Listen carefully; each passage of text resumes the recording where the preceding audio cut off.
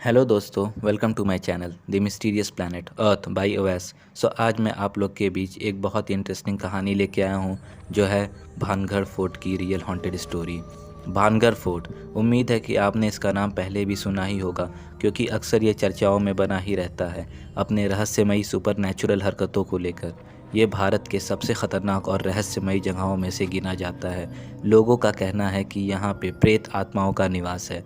ये जगह शापित है और टूरिस्ट जो वहाँ पर घूमने जाते हैं उन्होंने और वहाँ पे रहने वाले लोगों ने भी महसूस किया है किसी लड़की की चीखने की आवाज़, रोने की आवाज़ और परछाई का दिखना और अचानक से गायब हो जाना, एक अजीब से गाने की आवाज़ और अपने आप मोमबत्ती का जलना और बुझना और एक अजीब सी इत्र की जैसी खुशबू जो कि रात पे सुनाई देती है और जो भी महल के पास रात के समय रहता है उसको वो खुशबू अपनी तरफ आकर्षित करती है और खींचती है और अनोखी आहट सुनाई देती है, जैसे लगता है कि कोई पीछा कर रहा है। कहा जाता है कि गलती से भी कोई रात में उस महल की तरफ चला जाता है तो वो फिर लौट के कभी नहीं आता है। सूरज डूबने के बाद उस महल में जाना मना है। उस महल के दरवाजे बंद कर दिए जाते हैं अपने पैरानॉर्मल एक्टिविटीज़ के वजह से। कहा जाता है कि एक ज़माने में उस महल में एक बहुत खूबसूरत महारानी हुआ करती थी, रानी रत्नावती, और उनकी शादी के लिए बड़े बड़े राजाओं के रिश्ते आ रहे थे।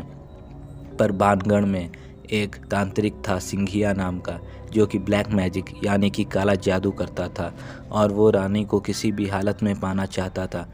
एक दिन उसने देखा कि रानी की एक दासी रानी के लिए तेल लेने बाज़ार में आई हुई थी। इस तांत्रिक सिंघिया ने उस तेल में काला जादू कर दिया कि इस तेल को लगाते साथ ही रानी उसकी तरफ खींची चली आएगी। पर रानी को इसके बारे में पता चल गया और रानी ने उस तेल को चट्टान पर गिरा दिया और इससे तांत्रिक की जान चली गई।